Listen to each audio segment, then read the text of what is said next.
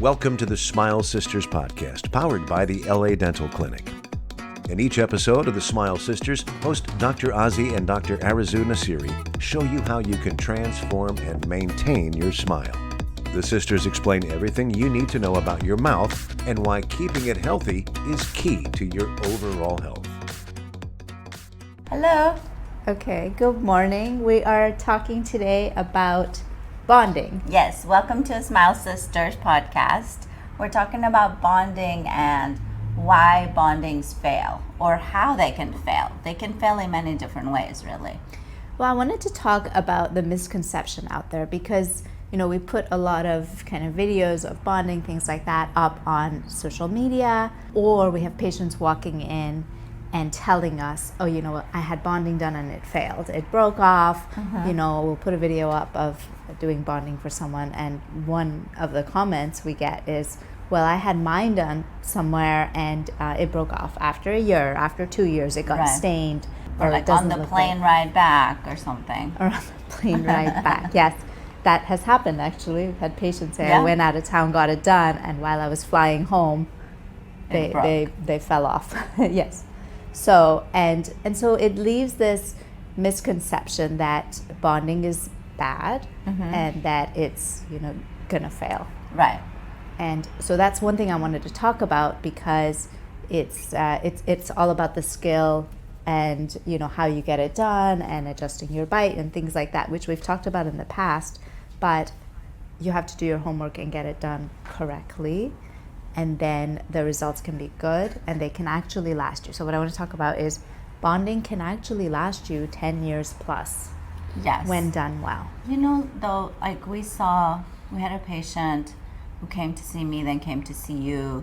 I saw her yesterday. For a bonding. And I would consider all of her bondings as failed. Well, actually, I did tell her yesterday that all of them have failed. So this patient who is a nurse, so she's in the health medical field, she kind of understands bacteria, inflammation, things like that.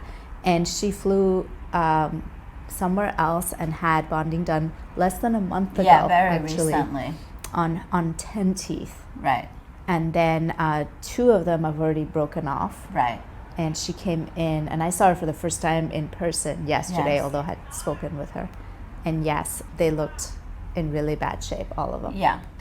So failing doesn't mean that it has to break off necessarily, but sometimes the edges can be rough and you can start getting discolorations and, things just don't look smooth and clean and nice anymore. And those edges that are rough are like a long-term problem because they do accumulate more bacteria. You can't brush it very well. So it's just like one thing builds on another. So it can actually be a failing bonding the moment it's placed on the tooth. Totally. So it's, first of all, it has to get done right, and then you have to maintain it. Yes. So many things have to go into it. So in this patient in particular, the bonding, that the part that kind of is at your gum line, that emerges out of your gums from the edge of your tooth, was literally on some of her teeth sitting over the gums. Right. Like there was quite a ledge. Like I could, get like a pointy instrument and stick it under her bonding. It wasn't smooth with the teeth at all. No, it was super ledgy. And this causes gingivitis. Yeah. Causes a lot of swelling in the gums. And if you are cavity prone like she is, she actually has some cavities, then as bacteria accumulates in these areas, you can get infections of your gums and of your teeth, which is cavities. Right. She, I've seen it done, and when I was first taught about bondings, it was like a clear matrix, and then you put the bonding stuff, and you stick the clear matrix on the person's teeth, and then you light cure it over that, and then you're done. So, I understand why people would do it that way, but there was no kind of understanding of, okay, the edges have to be like this, the contacts have to be like this, when you floss it has to feel like this. It was just put something on top of the teeth that's shiny and nice and it looks good and you're done. It was like that. Yes. So these are bound to fail. So someone that has done that definitely hasn't checked the bite either. Right. So she kind of bit 2 of them off already. But also, so I was talking to her about, but people really usually know, and we've gotten, there's been some social media posts about veneer breath. I don't know if you've heard. I hadn't heard of this term until recently. Veneer breath? Veneer breath. And I was like, what is that? And that is the bad breath that people get after they get veneers. And why is that? That shouldn't happen. No, it shouldn't. But it happens if veneers are done badly, so that the edges that sit against your gum line, if they're like bulky, then they're going to be a bacteria accumulation. And what gives us bad breath is bacteria in your mouth. Bad dental work causes bad breath. Bad dental work causes bad breath, and it causes cavities because it becomes a food and bacteria trap in your mouth. So that has to do with anything you get, from a filling to a veneer or crown or whatever you get done. Has to be done well, so it's smooth and you don't trap things. So things like, if all of a sudden you have bad breath that you didn't used to have before, or your gums are bleeding every time you floss, or your floss shreds, and gets trapped, or they're chipping off. Those are the signs. Yeah, so definitely there can be a lot of negatives to it, and we get people coming in going, oh, I don't want bonding or veneers because there's a whole slew of problems. Now, to be completely honest, you are adding a layer of something to the surface of your teeth.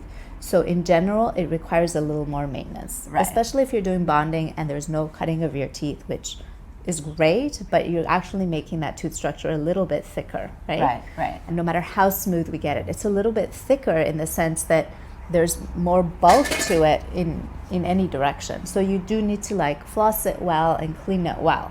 Right. But that's with any dental work. Same. I mean, totally. Anything that we put on your teeth, even if we cut the tooth and we put this to replace the portion that we cut, is never going to be as perfect as an actual tooth. So you always have to be more conscientious of brushing and flossing around crowns, veneers, fillings, all this kind of stuff. We're adding a layer onto a natural body part. So your body has to figure out how to clean that, and you need to be part of that process. Right. I mean, maintenance is needed for your natural teeth, but also for your veneers and bonding. Yes. So you could do the same things you were doing, but maybe you have to up your game a little bit. Yes. To maintain. It doesn't mean if they're done well, where it's smooth, bacteria doesn't trap, it really isn't that much of an issue. Right. And if you are good about taking care of your teeth in general, and then you get veneers or bonding done that mimic the anatomy of your teeth well, then you should be fine. Yes. I always tell people, they come in and they get veneers, and I'm like, you just got yourself a Rolls Royce on your teeth. You got to take it to the shop. You got to maintain an oil thing. change. I mean, it isn't even if you have all natural teeth, but especially if you have dental work done, you do need to check it, clean it. If any edges chip off, they need to be repaired, polished, fixed. I mean, just like anything else, just like a Rolls Royce, you do need to maintain it. Yeah. Yeah, it's not going to maintain itself. Yeah. So they can be done well, and if they're done well, they can be super successful and no issues. I had a patient in my chair yesterday who I think I did her veneers 3 or 4 years ago, and she hasn't been super good about coming in for checkups. Maybe I've seen her twice, Yeah. And I looked at her and I'm like, How are they? And I look in her mouth, they're perfect. There's nothing wrong with them. Their margins are seamless. Her gums are healthy. Even though I haven't seen her, and I panic a little bit. I'm like, you haven't come in. I don't know what's going on with these teeth. She's like, everything's great. And they were, and it's because the bite was done right. The gum line was adjusted properly. She has no issues. And that's really the great part. She's like, I don't even think about them. I just love my smile. That's it, you know? Good. I'm like, okay. That's what it should be like. That's what we want. Yeah. We don't want to have problems of adding more insecurity because your veneer is going to pop off. Yeah, that's a good point. That's a huge problem for some people. I was telling our patient yesterday, because she is a nurse, she's aware that now she has food traps and that her gums are bleeding when they didn't used to. Yeah. She knows she's having these issues. And she goes, I know. I'm like, I'm so sorry to be the bearer of bad news, but these all need to come off. Right. They were not done well. And we had a bit of a heart-to-heart, and she's like, they're already chipping, and I know my gums are bleeding, and it's awful, and it actually like really upsets me. Yeah. Because she went out and did something for herself that she thought would make things better and empower her, make her feel better. Right. And instead, she's done this thing that's like damaging her, and she knows that. It's made her more insecure. Yeah. It's made her more insecure. Instead of improving her smile and her sense of confidence, it's made her like less confident. Yeah, because she doesn't feel good about them. She doesn't feel good about them. She feels like she has regret, Yeah. And then because she's in healthcare, she sort of understands, like, if you let this gum inflammation continue, it's harder and harder to come back from it. Right. Like, as soon as we can take these things off and make it right for you, the better off you're going to be. Yeah. So it really sucks to see that, Yes, it does. for patients. But so do your research well and find somebody that knows what they're doing and ask these questions of them. Yeah. It's hard because actually those tend to be the more costly places and practices, and I understand why people fly out and get them done, at a fraction of the cost and fly back, and they do look good, like right away. But if they're not done right, it just creates these long-term issues that then you still have to go back and fix. So it's hard to find a good place. I totally understand, because it's so opaque. Like, it's called bonding, veneer, like cosmetic dentistry. You can't tell the difference. It's really hard to tell from like searching online or whatever. I mean, that's one of the main reasons we're doing this podcast, Yeah. because I feel like every day I'm talking to patients about the same thing. These are the criteria. This is why it costs this much. This is what you should expect. This is, and people have, I feel like we need to educate people and put it out there. Like, find the right provider, or, it can be a great thing. It can change lives. And that's the part, I live for this. We had a patient yesterday in the chair who she suffered from a disorder in the past where her teeth had really worn out, her front two teeth. Okay. And so... Do I know her? I don't think yes, I know her. I know her? You saw her initially, yeah. Oh, okay. She came in for bonding just on her two front teeth. Okay. And, we just yesterday did the mock-up try-in. So this is sometimes if we're doing bonding for somebody and we're changing the shape of their teeth, I'll do a design digitally. So on the computer, we'll design kind of the length and the shape of the teeth, and then we can print that model, make a little stent of that, and with some temporary filling material, just overlay that over your teeth so you can see what your smile is going to look like. And for her, she's a young girl, really pretty.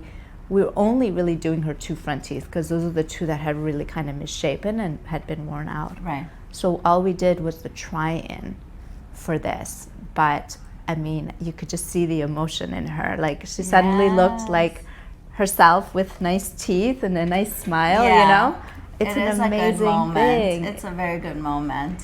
One of the few good moments in dentistry, I want to say. Most of the time there's a lot of fear and just hesitation, but these moments are really good. It's honestly what I live for. It's that moment when they look in the mirror, because I put the thing in her mouth and I was like, I gotta go get my mirror. Hang on, don't cheat. Don't look at your phone. Don't look at yourself on your phone, don't okay? Take a selfie. Don't look at yourself till I come back, because I live for the moment when they look at themselves and they see the smile, and I'm like, I want to witness this.